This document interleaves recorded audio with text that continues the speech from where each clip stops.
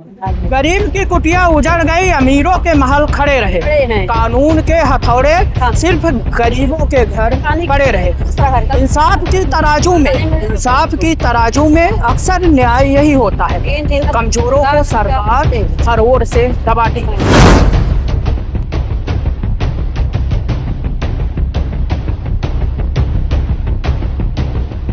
पीछे ये जो आप मलबा देख रहे हैं, ये मलबा सरकार के लिए है, लेकिन ये गरीबों के लिए कभी आशियाना था, कभी उनके सपनों की उम्मीद थी, कभी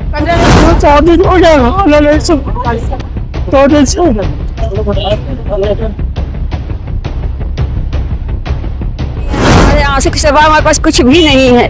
हम तड़प रहे हैं, ऐसे तड़प रहे जैसे मछली बिना पानी के तड़पे, उस तरह तड़प रहे हैं। मर था तो जिस दिन इन्होंने झोपड़ी तानी थी उसी दिन इस पर बुलडोजर चला देना था।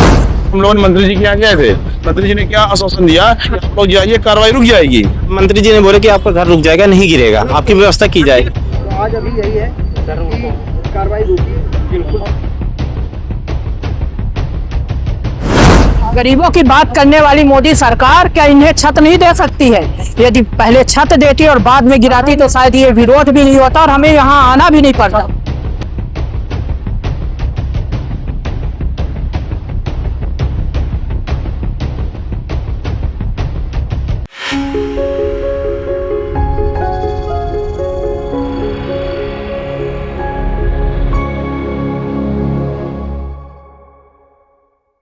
गरीब की कुटिया उजड़ गई, अमीरों के महल खड़े रहे।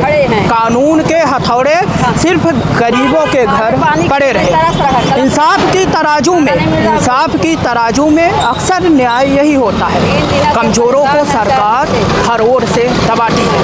नमस्कार, मेरा नाम है नीरज तिवारी और आप देख रहे हैं नेशन टीवी। मेरे पीछे ये जो आप मलबा देख रहे हैं, ये मलबा सरकार के लिए है, लेकिन ये गरीबों के लिए कभी आशियाना था, कभी उनके सपनों की उम्मीद थी, कभी यहाँ पर बच्चों की किलकारियाँ गूंजती थी तो कभी वृद्धों का आसरा था।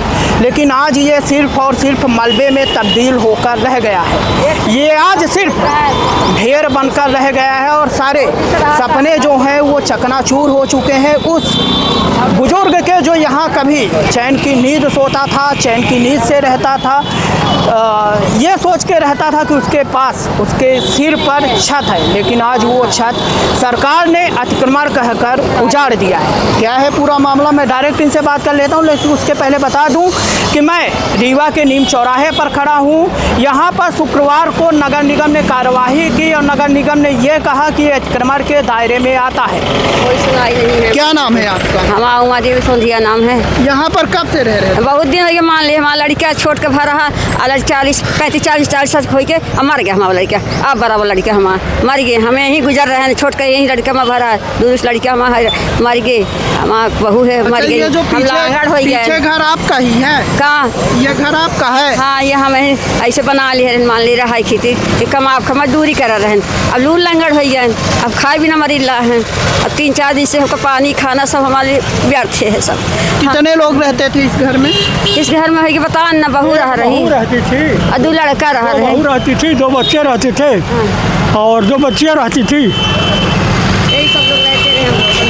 अब आज हमारा घर खाली हो गया, सुन हो गया, बिल्कुल कुछ नहीं है। हमारे आंसू के सिवा हमारे पास कुछ भी नहीं है।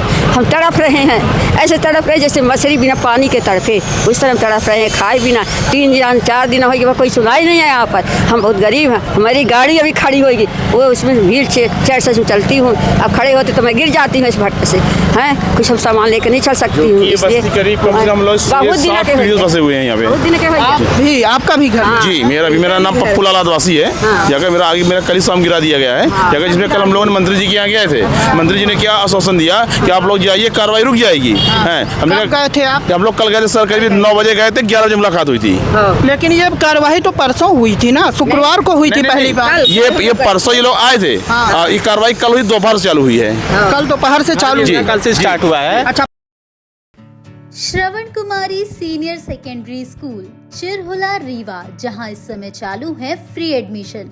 जल्दी आएं और अपने बच्चों के बेहतर भविष्य के लिए एडमिशन करवाएं। नर्सरी से 12वीं तक। परसों क्या किए थे ये लोग आकर? परसों बोल के गए थे आप लोग सब अपना घर खाली कर लीजिए, ठीक है। और कल आके गिराने लगे हैं। इधर से बोला कि भाई मंत्री जी ने बोले कि आपका घर रुक जाएगा, नहीं गिरेगा, आपकी व्यवस्था की ये जाएगी। कौन कहा था? राजेंद्र शुक्ला जी ने। राजेंद्र शुक्ला सर ने कहा था कि आपको व्यवस्था की जाएगी। कहा कि देखिए जो गरीब है उनको 20 जो आवास खाली रहा तारा में, देखिए तारा में कोई नहीं जाएगा कि वो बंसल बस्ती है, यहाँ पे सब पढ़ने लिखने वाले बच्चे रहते हैं, काम करते हैं, वहाँ बच जाएंगे तो वहाँ पे नहीं सर्वाइव कर पाएंगे। कहीं आप रीवा और कहीं भी दे दीजिए हमें घर रहने के, पर हम उधर नहीं जा पाएंगे। उन्होंने सर ये बोला था हम लोग परसों जाकर, कल जाकर ये बोल, कितने लोग आप लोग गए थे उनके? करीब 51-52 लोग थे हम लोग। ठीक है, क्या जी। बोला था? उन्होंने ये कहा कि आपकी बस्ती जो है तो मैंने भी रोक लगवा दी है, जब आप लोगों को आवास दे देंगे उसके बाद आपकी बस्ती खाली कराई जाएगी। मतलब झूठ बोला? हाँ झूठ बोला। करीब कम से कम अंदर चलेंगे सर ना, देखिए कितनी बड़ी वो लोग ये बच्चे रो रहे हैं सामने, देखिए लप रहे खड़े खड़े धूप में, ये कहाँ जाए बेचारे? नवरात्रि भी चल रही है, क्या कर हम लोग जवाब बोले कहाँ रखेंगे जवाब बताइए? नोटिस दिया गया था गिराने का? जी हाँ नोटिस दिया गया था, नोटिस दिया गया, दिन पहले दिया गया? नोटिस दिया गया था करीब 3 महीने पहले की बात है। क्या बोल कर दिया गया? इन्होंने ये कहा था कि जब आपको आप लोग घर खाली कर दीजिए, आप लोग लिस्ट आपको चली गई है जाकर, जब आपको आप लोगों को आवास मिल जाएगा इसके बाद आप भूमि खाली कर दीजिएगा। हमने कहा जी श्रीमान जी खाली कर देंगे, लेकिन लोगों को घर गिरा दिया गया, ना कोई आवास मिला कुछ भी मिला है, तो झूठे वादे और शासन बस हो गया, यही बस बात हुई सर। मतलब कोई व्यवस्था नहीं किसी भी चीज की? किसकी कोई व्यवस्था नहीं है। अभी नहीं देख लीजिए व्हील चेयर में बैठी हुई है बेचारी, रह नहीं पाती हैं, वो छोटे बच्चे खड़े वहाँ पे जाकर, इस कंडीशन यहाँ की जाकर। अच्छा ये बताइए, जब उप मुख्यमंत्री साहब ने कहा कि नहीं गिरेगा तो आपको एक आश्वस्त हो गए होंगे शायद ना गिरेगा। जी जी। लेकिन अचानक जब बुलडोजर आया तो आपने अधिकारियों से कहा होगा ना कि मंत्री जी ने ऐसा कहा है, उस दौरान भी आप गए होंगे कि नहीं गए थे? जब हम लोग कल कांटेक्ट किए बोले मंत्री जी भोपाल चले गए दोबारा, कोई निकलता ही नहीं, कोई सुनने वाला ही नहीं है। मेन चीज हम लोग की बात है यहाँ पर, सिर्फ क्या इनके सिर्फ प्रशासन हमला भेज देते हैं जाकर और गिराना चालू कर दिए। अब क्या किया जाए हम लोग? अधिकारियों से आपने क्या कहा? कुछ कहा कि आप हमें पहले व्यवस्था कर दीजिए, मंत्री जी ने ऐसा कहा है, तो उन्होंने क्या कहा? उन्होंने कहा कि हमने तो कोई बोला नहीं है भाई जाकर, हम लोग हाई कोर्ट से आदेश हम लोग गिराएंगे ही, हम लोग मंत्री किसे जानते हैं, इसलिए बात कर रहे हैं ये लोग। कोई मतलब आराम से बोलने की बात, महिलाओं से अश्लीलता बातें करते हैं ये लोग, निकालो नहीं, मारेंगे पीटेंगे, क्या करेंगे ये लोग? अंदर चलेंगे सर, दिखाते हैं आपको मैं कंडीशन यहाँ की। सामान निकालने दिए थे या दबा दिए? नहीं सामान तो निकल गया है, कुछ का सामान निकल गया, कुछ दबा भी दबा दिए हैं, जो सीट थी छतें थी तोड़ दिए पूरा।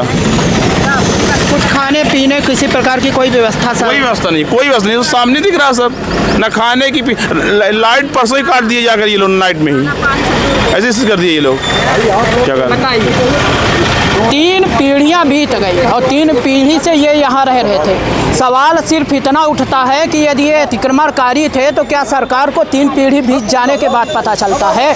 क्या जब 40 साल बीत जाते हैं तब सरकार को पता चलता है कि यहाँ अतिक्रमण था? अतिक्रमण था तो जिस दिन इन्होंने झोपड़ी तानी थी उसी दिन इस पर बुलडोजर चला देना था।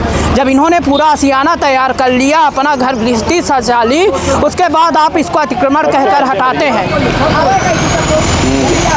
ये हाल है। ये भैया लोग सब सवाल उठता है, सवाल कई है। सवाल ये है कि अतिक्रमण था, हटाया, यदि ठीक किया है तो उनके लिए व्यवस्था क्यों नहीं की है? क्या इनके पेट नहीं है? 3 दिन से भूखे हैं, 3 दिन से यहाँ बुलडोजर चल रहा है। आज भी मैं कहूँगा, देखिए इधर देखेंगे तो पूरा पुलिस प्रशासन तैयार है, इसलिए तैयार है कि इस मलबे को भी यहाँ ना छोड़ा जाए और ये मलबा तक उठवा लिया जाए। लेकिन सवाल ये है कि क्या इनका कोई अधिकार नहीं है? क्या सांस लेने का अधिकार नहीं है? क्या इन्हें छत का अधिकार नहीं है? गरीबों की बात करने वाली मोदी सरकार क्या इन्हें छत नहीं दे सकती है? यदि पहले छत देती और बाद में गिराती तो शायद ये विरोध भी नहीं होता और हमें यहाँ आना भी नहीं पड़ता। लेकिन आना पड़ा है, इनकी आवाज़ बनने के लिए आना पड़ा है। इस सरकार के जो मंसूबे हैं, जो गरीबों के खिलाफ काम हो रहे हैं, उसके खिलाफ खड़े होने के लिए, क्योंकि ज़रूरत है इन्हें, आज ज़रूरत है इन्हें घर की, ज़रूरत है इन्हें पानी की और ज़रूरत है भोजन की। क्योंकि आज इनका सब कुछ, ज़्यादातर सामान दब चुका है, दबा नहीं है तो ये कहीं बना नहीं सकते हैं, क्योंकि कहीं पे आसरा नहीं है। डेली बेसिस में काम करने वाले लोग हैं। ये अम्मा है, सोचिए कि इनका ना आगे कोई है ना पाछे कोई है। इन्हें सिर्फ आसरा था सरकार से कि जब घर गिरेगा तो चलो घर गिरा दो, अतिक्रमण में है तो कहीं दे दो जहाँ पर हम रह सकें। लेकिन अब सोचिए कि 60 साल 65 साल ना तो इनका ढंग से चल पाती हैं। अब सोचिए कि कहाँ घर बनाएंगी, कहाँ रहेंगी, और बच्चियाँ थी और देखिए बच्चे थे तो दोनों मर गए। आप पड़ोसी हैं? नहीं, पड़ोसी नहीं, गया हस्बैंड है। अच्छा आप हैं? यहाँ बच्चे दोनों गुजर गए। दोनों बच्चे गुजर गए साहब, एक बहू भी गुजर गई। बर्दाश्त हमें कोई तो सहारा ही नहीं है देखा जाए तो। देखिए चेहरे बता रहे हैं कि बस इंसान का दिल जो है, जो सांसें हैं वो थम नहीं रही है। जो सांसें 2 दिन हो गया खाना नहीं खा, 2 दिन से।